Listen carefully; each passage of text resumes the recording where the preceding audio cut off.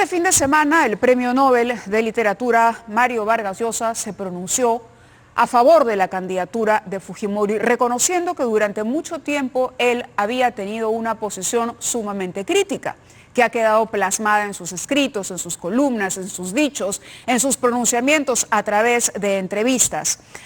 Su hijo, Álvaro Vargas Llosa, hizo suyo este pronunciamiento también. El día de ayer incluso difundió un video explicando o llamando a aquellos que tendrían como opción el voto en blanco o viciado, porque dijo esto no funciona, hay que tomar partido y consideramos que Keiko Fujimori es el mal menor en esta encrucijada en la que se encuentra hoy el Perú. Álvaro Vargas Llosa está en Nueva York y nos atiende en vivo desde Nueva York para contarnos por qué este pronunciamiento, que para muchos es, o para algunos, no diré muchos, pero sí algunos, y hay que tomarlos en cuenta, ha sido un tanto precipitado. Álvaro, buenas noches y gracias por la comunicación. Saludos hasta Nueva York. ¿Qué tal, Mávila? Encantado de estar contigo. ¿Cómo estás? Muy bien, comentábamos al inicio del programa estas declaraciones de la congresista de Pedro Castillo. Te digo, el programa ha hecho esfuerzos enormes por conseguir algún representante, no se ha podido. Y la pregunta con la que quería empezar es si el pronunciamiento de Mario Vargas Llosa y el tuyo en estos días a favor de un voto por Keiko Fujimori no ha sido precipitado, teniendo en cuenta que todavía no conocemos mucho sobre Pedro Castillo. No, yo creo lo contrario, Mávila, no hay tiempo que perder. Cuando uno cree que la supervivencia de la República está en peligro, que hay un serio riesgo de que se instale una dictadura perpetua que no solamente va a destruir las libertades, sino empobrecer al país aún más y hacerlo retroceder 50 años, hay que tomar partido lo antes posible. Desde luego, para hacer semejante cosa hay que tener las cosas muy claras, hay que tener las ideas muy lúcidas, hay que tener una composición del lugar muy completa. Y tanto mi padre como yo tenemos eso extremadamente claro. Este no es el momento para estar en la tribuna viendo el partido con una equidistancia entre los dos, con este sentimiento de, digamos, de superioridad sobre todo lo que está en juego, porque está en juego, repito, la supervivencia de la República. Dicho esto, Mávila, con el mayor de los respetos por quienes están todavía dudando, están indefinidos o están pensando en la posibilidad de votar en blanco o viciado. Yo lo he hecho alguna vez, como lo decía en esa alocución o ese vídeo al que te referiste. Yo en la segunda vuelta de 2001 incluso fui animador de una campaña. Sí.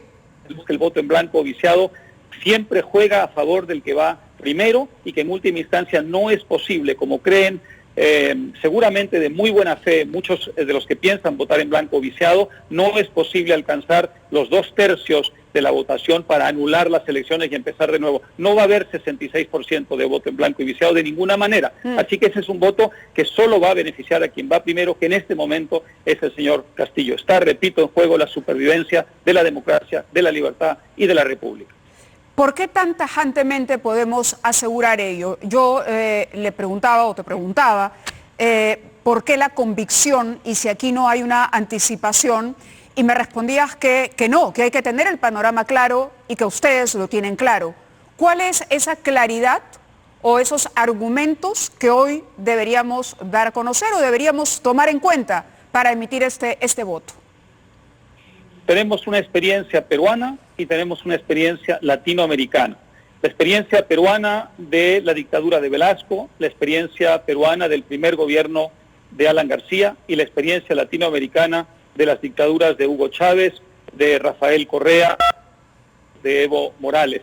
En el último caso, creo que es sumamente elocuente el que el señor Evo Morales haya identificado rápidamente en Castillo y Cerrón a sus grandes aliados. Él se ha dado cuenta con una lucidez meridiana de que aquí tiene la oportunidad, no solamente él, sino también el señor Maduro, de que el Perú se constituya en un bastión más del famoso socialismo del siglo XXI que solo ha traído hambre y miseria. Lo sabe muy bien el Perú porque hay casi 1 millón de venezolanos en las calles del Perú sobreviviendo y que pueden dar testimonio y pueden dar fe de lo que pasa. Todo lo que han dicho los señores y señoras de Perú Libre desde que ganaron la primera vuelta, todo lo que han dicho y que has mencionado en tu introducción, Mávila, demuestra que lo que está en marcha es un golpe de Estado. Ellos no entienden que la Constitución no les permite hacer lo que están proponiendo hacer, haciendo además gala de un populismo autoritario que no esconde sus intenciones. Hay que agradecerles por lo menos eso, que no esconden sus intenciones. Quieren dar un golpe de Estado, cargarse al Parlamento que acaba de ser elegido y reemplazarlo por un nuevo Parlamento en el que por supuesto tendrán la facultad de hacerse una constitución a su medida para quedarse en el poder y para nacionalizar la economía y destruir la esperanza, no de los ricos, Mávila, no de los ricos, de los pobres. Los ricos siempre se las arreglan, los ricos negocian, los ricos se van, los ricos sacan su dinero, los pobres van a ser infinitamente más pobres. Esto es muy importante explicárselo, no solamente a los votantes de Castillo, hay que explicárselo a la gente que está dudando, a la gente que de buena fe tiene mucha dificultad para aceptar el voto por Keiko. Yo tengo por ellos el mayor de los respetos, los entiendo, yo he estado allí, Mávila, pero en este momento hay que salvar a la República. Hay todavía opciones, quedan muchas semanas por delante y no es la hora de la neutralidad, es la hora de jugársela. Ahora, Keiko Fujimori, dirían también, ha hecho los suficientes méritos para que no creamos en los compromisos que ella asume.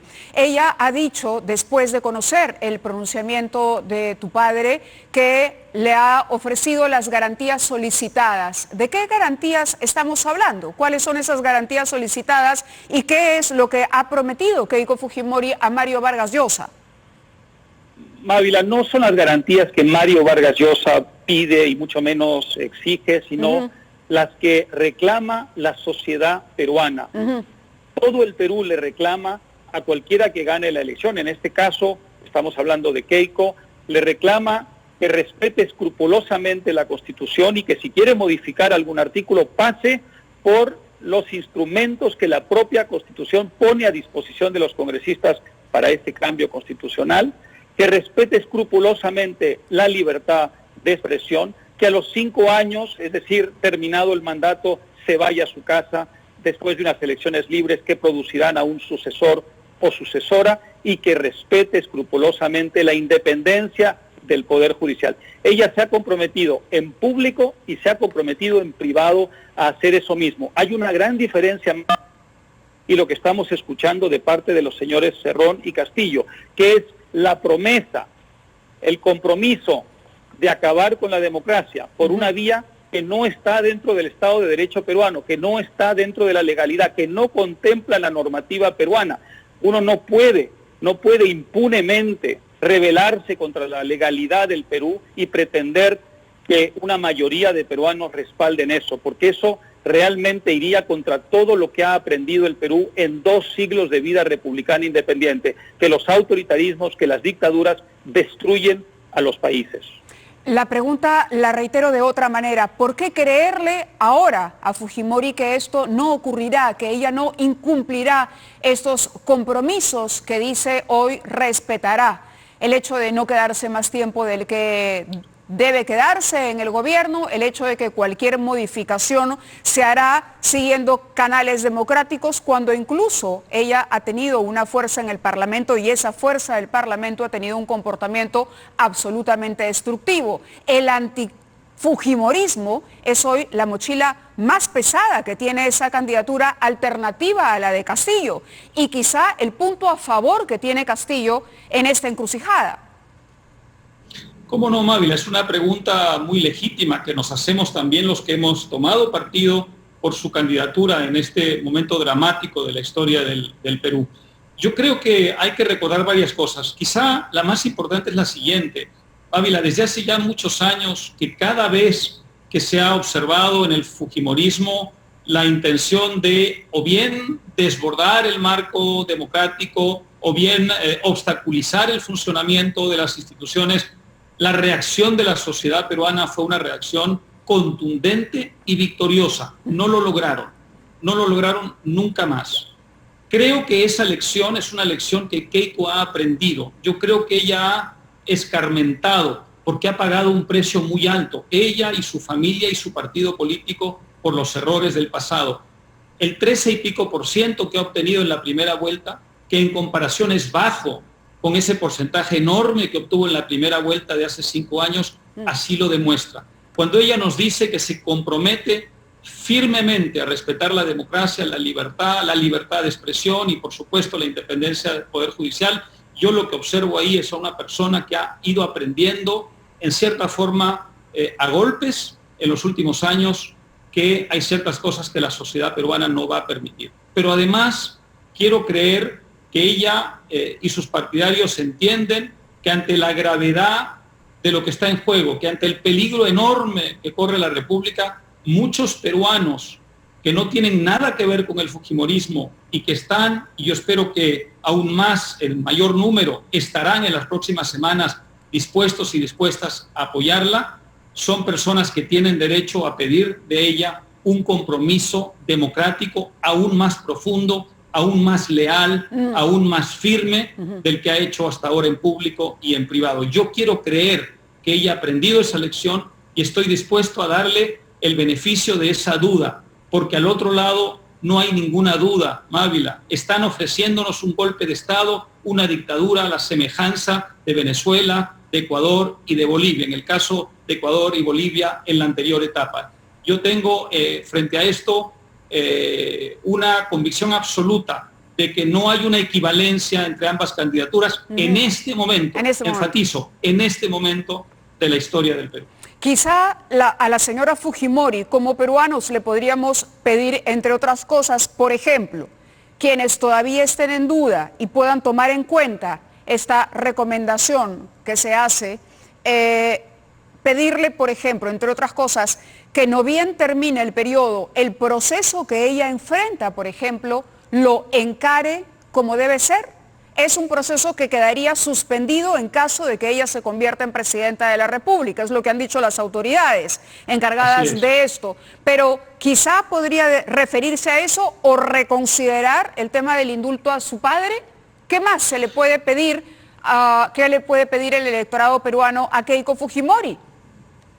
A ver, con respecto a lo primero, en Ávila, lo han dicho con mucha claridad los propios fiscales, el proceso continúa.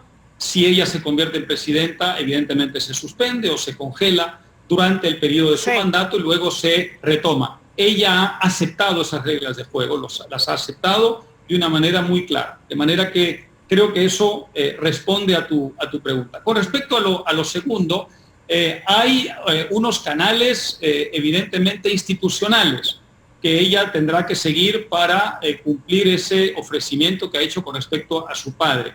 Es un ofrecimiento, lógicamente, dictado por su condición de hija y por sus sentimientos humanitarios para con su padre, pero eso no significa que no haya una normativa, una legalidad nacional e internacional que ella tendrá, lógicamente, que respetar. Pero yo creo, Mávila, para ser justos y poner todo en la balanza, que no hay ninguna equivalencia entre eso que está dictado por su condición de hija y, por ejemplo, el indulto que están pidiendo los señores o ofreciendo los señores Cerrón y Castillo para el señor Antauro Humala, que no es un señor mayor y enfermo, sino una persona bastante joven y en pleno uso de sus facultades, que está presa por matar a 4 policías y que yo creo que tendría una función tremenda en un gobierno de los señores Castillo y Cerrón, que sería probablemente la de armar grupos de reservistas. Ya sabemos que tiene una cierta estructura nacional que quizá jugarían el rol que juegan los famosos colectivos venezolanos, es decir, de intimidación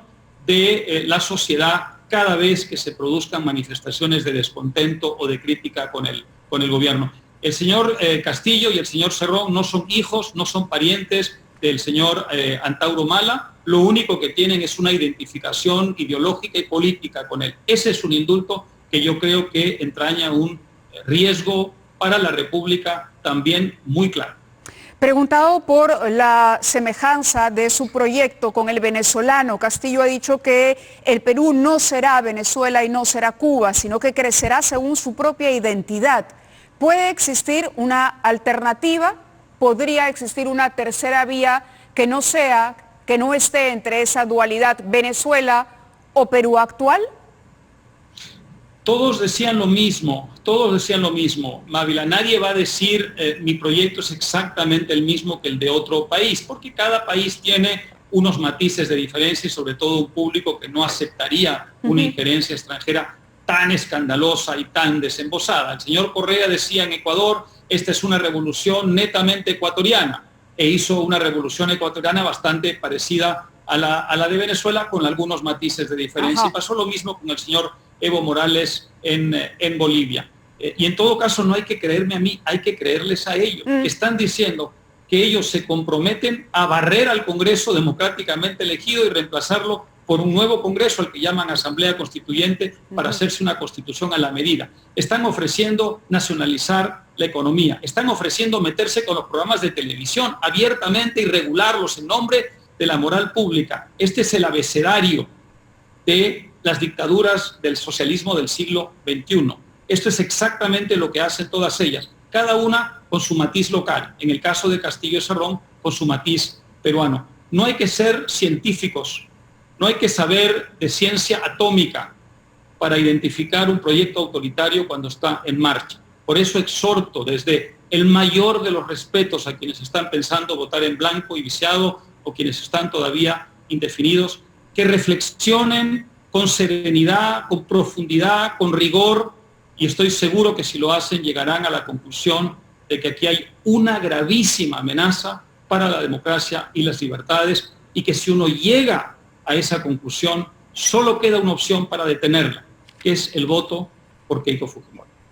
La izquierda en el Perú no ha logrado tener una unidad. En los últimos tiempos ha surgido una izquierda más bien progresista, ¿no? Un tanto más moderada, que fue la actitud que vimos en las últimas semanas de la primera parte de la elección en Verónica Mendoza, por ejemplo, ¿no? Una izquierda que defendía los derechos y las libertades, incluso de grupos minoritarios, que iba más en esa línea que en la línea estatizadora, que en la línea económica radical de izquierda. Integrantes de esa izquierda han dicho que aun cuando el señor Castillo intentara cerrar el Congreso, la ciudadanía, esa que tú has dicho, no toleraría un abuso de Fujimori, también defendería a la institución de cualquier amenaza, del lado que venga, Fujimori o Castillo. ¿Por qué no confiar en la ciudadanía activa y en las otras fuerzas políticas para defender el Parlamento? ¿Por qué el riesgo, digamos, cuando, si bien es cierto, Castillo tiene una bancada importante, tampoco es que tenga una mayoría segura en el Parlamento? Por dos razones, Mávila: por la experiencia de los países vecinos, donde se dijeron exactamente las mismas cosas con gran ingenuidad, una ingenuidad bien intencionada, que hoy día se arrepienten amargamente quienes pensaron así y dijeron esas cosas de haberse equivocado. Y lo segundo es que si ellos llegan al poder, van a decir que llegaron, y van a decirlo legítimamente, con un mandato, Mávila. Ellos no están escondiendo sus intenciones, las están haciendo ver por todos los peruanos abiertamente. Con lo cual ellos están llenándose de legitimidad para el día de mañana, una vez en el poder, poner en práctica exactamente lo que están ofreciendo, que es un golpe de Estado. Nadie les podrá negar que ellos dijeron la verdad en la campaña, que dijeron exactamente lo que harían y que una vez llegados al poder tienen legitimidad social para cargarse la democracia. Seremos 4 gatos los que diremos eso en ese momento, Mávila. Habrá un aluvión populista, como lo hubo en Venezuela, lo hubo en Ecuador, lo hubo en Bolivia, para cargarse al Congreso. ¿Quién defiende a los congresistas, la institución más desprestigiada de la República? ¿Quién va a defender a esos políticos? Nadie. El día que un eventual Castillo presidente diga a esos políticos hay que sacarlos de ahí, hay que cambiar esta obsoleta constitución y hay que refundar la República, veremos a millones y millones y millones de peruanos respaldando eso. ¿Y quién los va a detener, Mávila? Tú y yo conversando por aquí. No seamos ingenuos. Así no funcionan los regímenes latinoamericanos que se han convertido en dictaduras. Nos están prometiendo una dictadura, están siendo absolutamente honestos, de una gran integridad intelectual con todos nosotros. Nos están diciendo exactamente lo que van a hacer. Estamos a tiempo de detenerlos por la vía electoral. Hoy por la mañana fue el pronunciamiento de esta chica en una entrevista. Zaira Arias dijo lo que yo leía en la introducción tal cual. Y resulta sintomático que al comunicarnos luego con ella de forma personal, nos dijera que solo existían 3 voceros. Es decir, ella habla en la mañana, pero luego nos deriva con otros voceros.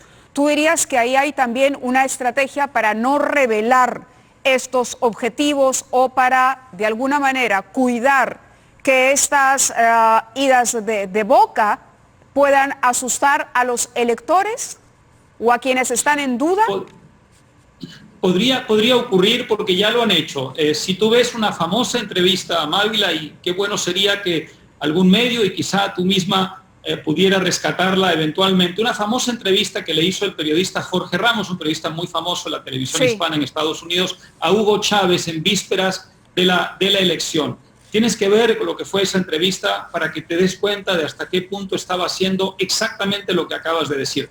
Después de haber ofrecido una serie de cosas que empezaban a asustar a la sociedad venezolana, entendió que tenía que empezar a disimular su verdadera estrategia y entonces le dio esa entrevista donde dijo exactamente lo contrario de lo que había dicho semanas antes y exactamente lo contrario de lo que haría semanas después. Así que no me extrañaría que ese sea el juego. Todavía no tenemos evidencias porque, como digo, hasta el día de hoy han sido absolutamente claros en lo que van a hacer. Pero si en las próximas semanas cambian, probablemente será por esa razón. O si no los escuchamos también, porque con todo derecho, nosotros, por lo menos desde esta producción, hemos cumplido con hacer las llamadas al señor Cerrón, a los voceros autorizados, a quienes nos han derivado, a la vicepresidenta con quien ya habíamos, a la candidata a vicepresidencia con la que ya teníamos un contacto hecho, y a la propia congresista. En ninguno de los casos aceptaron la entrevista, en ninguno de los casos.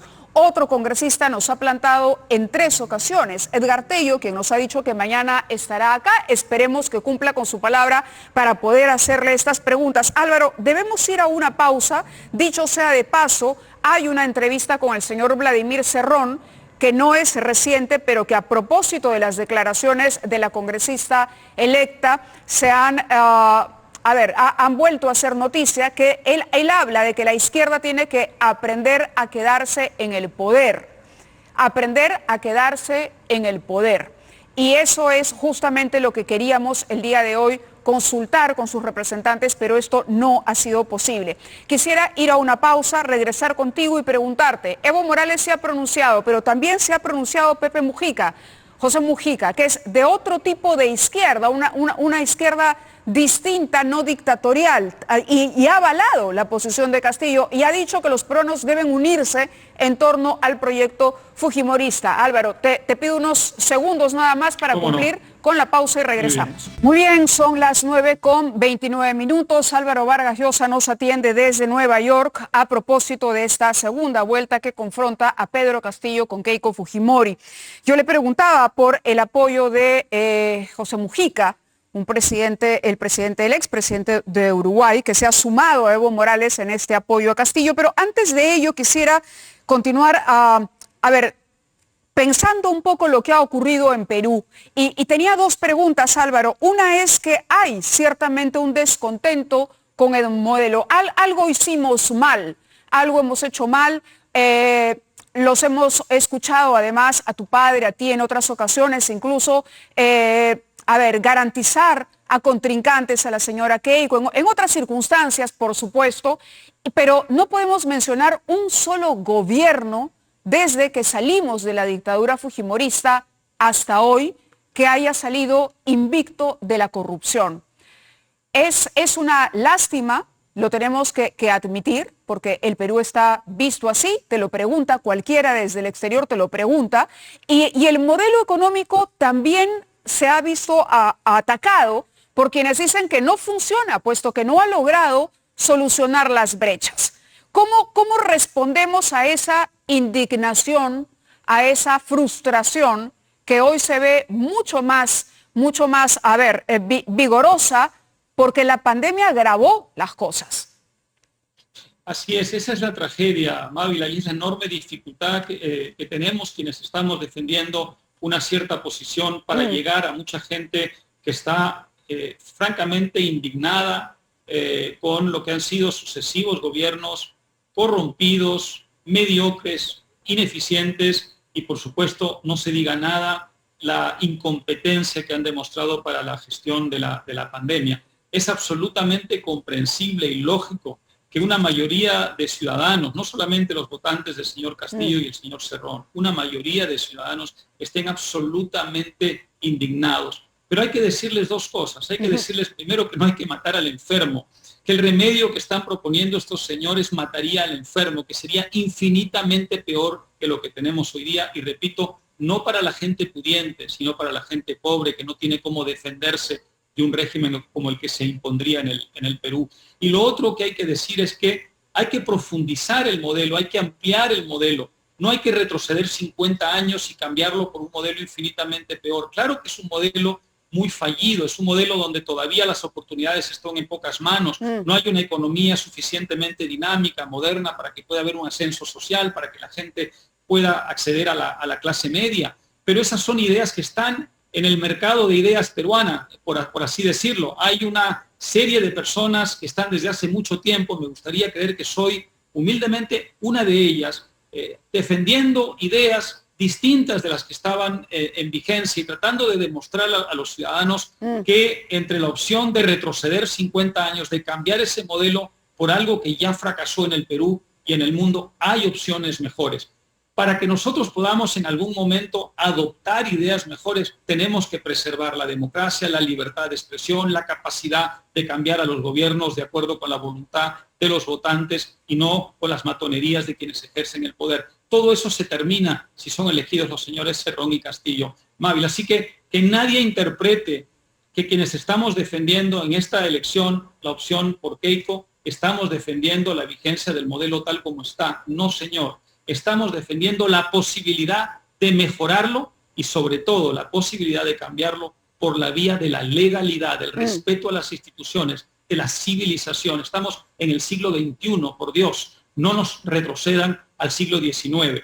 Vamos a asumir el siglo XXI a plenitud y para eso hay que empezar por preservar lo bueno que sí tenemos. Así como hay cosas terriblemente malas, hay algunas buenas. Y dentro, exacto, dentro de lo bueno rescataríamos, por ejemplo, las transiciones democráticas y el ejercicio de la justicia. Si bien es cierto, no nos sentimos orgullosos por tener a todos los presidentes involucrados, a los presidentes más recientes involucrados en temas de corrupción, los hemos sacado al fresco, los hemos expuesto en sus miserias, en sus pocos aciertos también, y se han hecho cuestionamientos fuertes a la eficiencia del Estado. Y hay que entender que en el Perú algo que todavía no termina de calar es la responsabilidad de los gobiernos locales y regionales. La descentralización y la regionalización llevaron a un tipo de modelo donde no todo depende de Lima, sino en muchos casos también de quienes asumen la autoridad en las distintas regiones. Ahora, la política es el arte de la negociación. Keiko Fujimori ha dicho, no será el mío un gabinete naranja si es que yo gano. Si no es un gabinete naranja, podría tender puentes con las otras fuerzas que le pueden inclinar una balanza, digamos, o ponérsela más difícil a la intentona que describes de acometer un acto antidemocrático, Acción Popular, la otra bancada es el propio Juntos por el Perú, que es la bancada de Verónica Mendoza. Estamos hablando de Avanza País, que es la bancada, por ejemplo, que llevó el señor Hernando de Soto, la de Renovación Popular, que acompañó a López Aliaga. ¿Sería recomendable tener un gabinete de ancha base también a nivel partidario, esto para generar una sensación de consenso? Creo que si alguna lección hemos aprendido, yo creo que Keiko también, Mávila, en los últimos 5 años, es que el obstruccionismo, la inestabilidad no conducen absolutamente a nada bueno.